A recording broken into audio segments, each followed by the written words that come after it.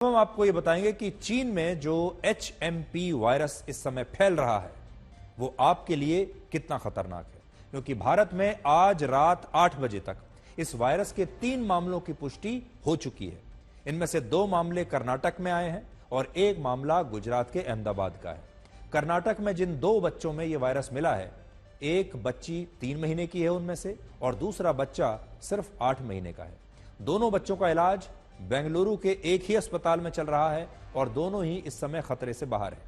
कर्नाटक के स्वास्थ्य विभाग का कहना है कि जांच में बच्चों और उनके माता पिता की अभी तक कोई ट्रैवल हिस्ट्री नहीं मिली है और सरकार इस वायरस की रोकथाम के लिए पूरी तरह तैयार है। यानी जो 2 छोटे बच्चों में यह वायरस मिला है वो कहीं देश से बाहर नहीं गए थे, उन्होंने कहीं बाहर किसी दूसरे देश की यात्रा नहीं की है।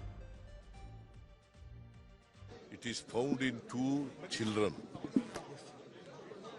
Immediately after seeing this, I talked to Mr. Dinesh Gundu Rao, who is in charge of the health department, and he responded quickly and he took up a meeting with the department, and whatever decision he takes,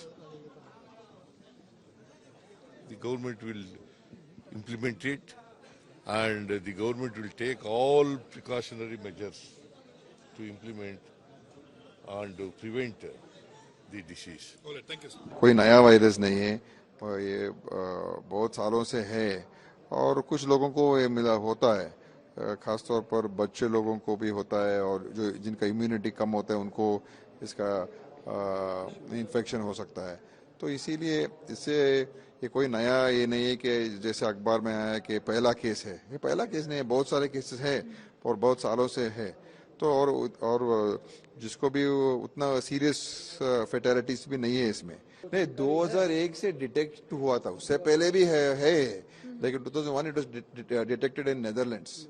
तो इसीलिए ये this is not a new, नया virus नहीं है। China में जो है वो क्या है, वो उसका डिटेल्स गवर्नमेंट ऑफ इंडिया को मालूम है, लेकिन इनका जो जिसको हुआ है वो कहीं बाहर नहीं गए, इधर के लोग हैं और कहीं बाहर ट्रैवल करके इधर नहीं आए हैं। तो अभी तो we should not get worried too much.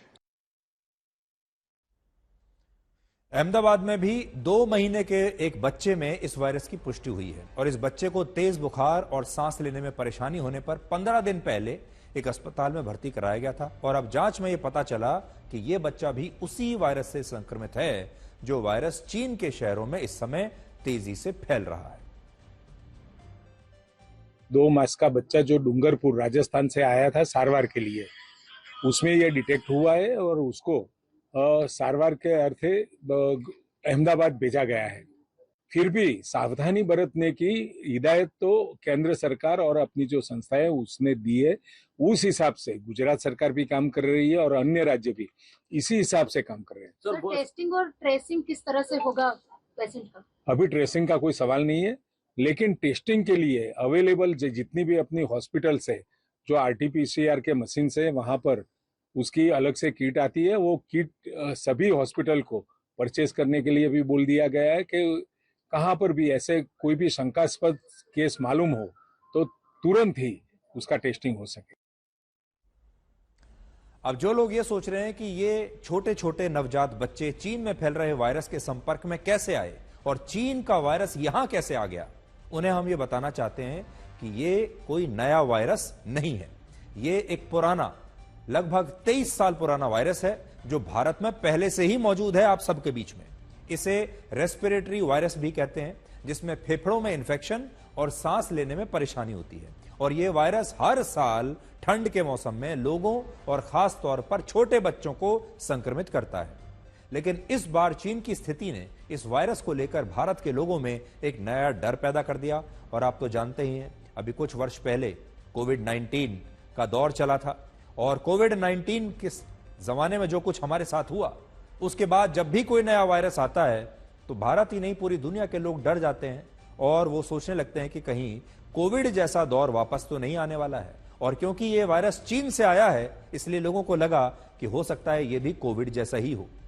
इसलिए आज हम आपको बताना चाहते हैं कि भारत में अभी इस वायरस का जो म्यूटेशन है वो ना तो गंभीर है और ना ही खतरनाक है। अगर चीन में फैल रहे वायरस का नया म्यूटेशन भारत में आ गया तो इससे जरूर स्थिति चिंताजनक हो सकती है, लेकिन मौजूदा वायरस से भारत में लोगों को डरने की कोई आवश्यकता नहीं है। लेकिन जो चीन से जिस वायरस की उत्पत्ति हो रही है, अगर वो वायरस यहां आया तब जरूर फिर आपको सावधान रहने की आवश्यकता है। भारत के स्वास्थ्य मंत्रालय ने इस पर एक संयुक्त बैठक की है और उसने वर्ल्ड हेल्थ ऑर्गेनाइजेशन से यह अनुरोध किया है कि वो चीन में फैल रहे वायरस के बारे में समय रहते सारी जरूरी जानकारियां उपलब्ध कराए। आपको याद होगा वर्ष 2019 में जब चीन के वुहान शहर में कोविड फैलना शुरू हुआ था, तब नवंबर और दिसंबर का महीना था, लगभग यही सर्दियों का समय था। इस बार भी चीन में इस वायरस के फैलने की शुरुआत नवंबर और दिसंबर के महीने से ही हुई है और चीन से जो खबरें आ रही हैं उनमें 3 बड़ी बातें हैं। पहली बात यह कि वहां लोगों में सांस संबंधी बीमारियों के मरीज तेजी से बढ़े हैं वहां, जिससे यह पता चलता है कि कोविड की तरह यह वायरस भी सीधे फेफड़ों पर हमला कर रहा है।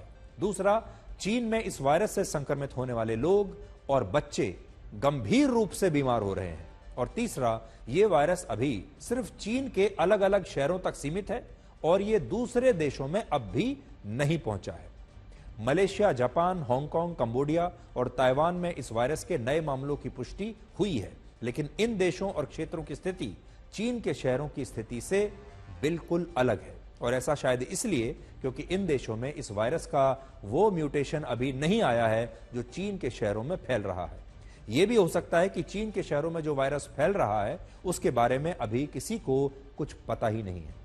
चीन के स्वास्थ्य अधिकारियों ने अब तक सिर्फ इतनी जानकारी दी है कि वहां लोगों में सिवियर एक्यूट रेस्पिरेटरी इन्फेक्शंस के मामले बढ़ रहे हैं और उन्हें इसके कारण अस्पतालों में भर्ती होना पड़ रहा है। बड़ी संख्या में लोग अस्पतालों में भर्ती हो रहे हैं क्योंकि उन्हें सांस लेने में परेशानी है और जैसा हमने आपको बताया कि यह वायरस फेफड़ों पर हमला करता है। लेकिन ऐसा किस वायरस के कारण हो रहा है, इस पर पुख्ता तौर पर किसी के पास कोई जानकारी नहीं है। वैसी ही स्थिति है जैसी कोविड के समय शुरुआत में थी। चीन के पड़ोसी देशों ने यह शक जताया है कि अगर ऐसा HMP वायरस के कारण हो रहा है तो उनके देशों में इसी वायरस से लोग और बच्चे 5 से 7 दिन में कैसे ठीक हो रहे हैं। इस मामले में विश्व स्वास्थ्य संगठन की जिम्मेदारी बनती है कि वो चीन पर दबाव डाले और वहां जो कुछ भी हो रहा है उसकी सही जानकारी दुनिया के लोगों और सरकारों को दे। कुछ अंतर्राष्ट्रीय एजेंसियों का अनुमान है कि HMP वायरस किसी दूसरे फ्लू के साथ मिलकर भी खतरनाक हो सकता है और चीन में शायद यही हो रहा है। इसलिए अब हम आपको यह बताने वाले हैं कि यह वायरस फैलता कैसे है और इससे आप कैसे बच सकते हैं। इससे पहले कि यह मामला बहुत गंभीर हो जाए, आपको यह जानकारी पहले से होनी चाहिए ताकि आप अभी से सावधानी बरतना शुरू कर दें। सबसे पहले आपको इस वायरस के बारे में बताते हैं जिसे ह्यूमन मेटानिमो वायरस कहते हैं। यह कोविड की तरह एक RNA वायरस है जिसे रेस्पिरेटरी वायरस भी कहते हैं और इसके संक्रमण का जोखिम ठंड के मौसम में ज्यादा होता है।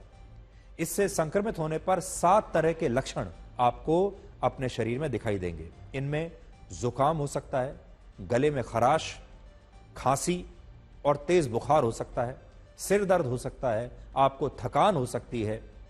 लगातार ठंड लगना भी इस वायरस का प्रमुख लक्षण है। ये सारे लक्षण इस वायरस से संक्रमित होने के 3 से 5 दिनों में आपको दिखाई दे सकते हैं और अगर ये लक्षण गंभीर रूप ले लेता है तब ये जो वायरस है ये और ज्यादा खतरनाक हो सकता है। जैसे इन लक्षणों से निमोनिया, फेफड़ों में इंफेक्शन और सांस लेने में परेशानी आपको हो सकती है। ज्यादातर मामलों में यह वायरस गंभीर नहीं होता, लेकिन 14 साल से कम उम्र के बच्चों, बुजुर्गों और ऐसे लोगों के लिए वायरस खतरनाक हो सकता है जिनकी इम्यूनिटी कमजोर है। इसलिए बात वहीं आ जाती है कि आप अपने शरीर की इम्यूनिटी को बढ़ाइए। कोविड की तरह यह वायरस भी संक्रमित व्यक्ति को छूने से, उसके साथ हाथ मिलाने से या खांसने या छींकने से फैल सकता है और यही कारण है कि केंद्र सरकार ने अपनी एडवाइजरी में वायरस से बचाव के लिए वही सलाहें दी हैं जो कोविड के समय दी गई थी। जैसे अपने हाथों को बार बार साबुन और पानी से धोएं, हैंड सैनिटाइजर्स का इस्तेमाल करें, बुखार, खांसी या जुकाम होने पर सार्वजनिक स्थानों से दूर रहें, ऐसे लक्षण दिखने पर खुद को एक अलग कमरे में आइसोलेट करें, सार्वजनिक स्थानों पर थूकें नहीं, भीड़ भाड़ वाले इलाकों से दूर रहें और इस तरह के लक्षण दिखने पर डॉक्टर से जरूर संपर्क करें। हेल्थ एक्सपर्ट्स ने HMPV वायरस के बारे में यह स्पष्ट किया है कि यह वायरस कोई नया वायरस नहीं है।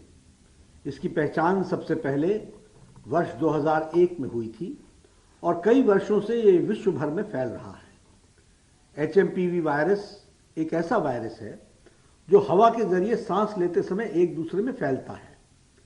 यह सभी आयु वर्ग के लोगों में संक्रमण का कारण भी बनता है।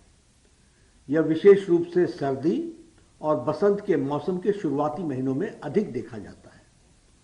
चीन में जो HMPV वायरस के मामले पर हाल ही में आई रिपोर्ट्स पर स्वास्थ्य मंत्रालय ने Indian council for medical research के साथ और national centre for disease control के साथ और वर्ल्ड हेल्थ ऑर्गेनाइजेशन के साथ चीन सहित पड़ोसी देशों में स्थिति पर कड़ी निगरानी रखे हुए है। WHO ने भी स्थिति का संज्ञान लिया है और जल्द ही वो भी अपनी रिपोर्ट साझा करेंगे हमसे। देश के हेल्थ सिस्टम्स और सर्विलेंस नेटवर्क्स किसी भी उभरते हुए हेल्थ चैलेंज के प्रति क्विक रिस्पांस देने के लिए सक्षम है और तैयार है। हम स्थिति का क्लोज मॉनिटरिंग कर रहे हैं। हम स्थिति का बहुत नजदीकी से जायजा ले रहे हैं और हम ये कह सकते हैं कि हमें चिंता का कोई कारण नहीं होना चाहिए। स्वास्थ्य विभाग इन सारी बातों पर नजर रखे हुए है। ऐसा कुछ खबरें चल रही हैं मीडिया में जिसमें ये कहा गया है कि चाइना में मेटान्यूमो वायरस का एक आउटब्रेक है और सीरियस है। हमें ऐसा नहीं लगता इन द सेंस कि यहाँ पे मेटान्यूमो वायरस एक नॉर्मल रेस्पिरेटरी वायरस है जो जुकाम जैसे बीमारी करता है या कुछ लोगों में फ्लू जैसे सिम्टम्स हो सकते हैं, खासकर जो बहुत बूढ़े लोग हैं या बहुत 1 साल से कम उम्र के बच्चे हैं। लेकिन ऐसी कोई सीरियस बीमारी नहीं है जिससे चिंता करने की ज़रूरत है। इन दिनों सर्दी के दिनों में रेस्पिरेटरी वायरस इन्फेक्शंस होते हैं और हमारे हॉस्पिटल्स और इंस्टीट्यूशंस इनको हैंडल करने के लिए तैयार हैं। बेड्स की भी अवेलेबिलिटी है, ऑक्सीजन वगैरह की भी अवेलेबिलिटी है। स्पेसिफिकली दवाइयाँ चाहिए नहीं होती बिकॉज इसके अगेंस्ट कोई स्पेसिफिक एंटीवायरल ड्रग्स हैं नहीं। जहाँ तक कि हमारे यहाँ का डेटा का सवाल है, कोई ऐसा बहुत ज़्यादा केसेस नहीं आ रहे हैं, ना तो हमारे हॉस्पिटल्स में ना ही हमारे डेटा में जो IDSP पे आता है, जो ICMR का डेटा है उसके हिसाब से नॉर्मल इंक्रीज जो सर्दियों में होता है वही है, उससे ज़्यादा सीरियस कुछ नहीं है। तो चिंता करने की आवश्यकता देश को नहीं है इस वक्त। इस पर आज हम आपसे 3 बातें कहना चाहते हैं। पहली बात, ये वायरस गंभीर नहीं है, इसलिए घबराने या डरने की बजाय सावधान रहने की आवश्यकता है। दूसरा, चीन को कोविड वाली गलती अब नहीं दोहरानी चाहिए, उसे ईमानदारी से दुनिया को सब कुछ सच सच इस बार बताना होगा। और तीसरा, वर्ल्ड हेल्थ ऑर्गेनाइजेशन हर बार अपनी जिम्मेदारी से बच नहीं सकता। इस बार उसकी यह जिम्मेदारी बनती है कि वो चीन में फैल रहे इस वायरस के बारे में पूरी दुनिया को सारी सही जानकारी उपलब्ध कराए, वो गलती ना करे जो उसने कोविड के समय पर की थी।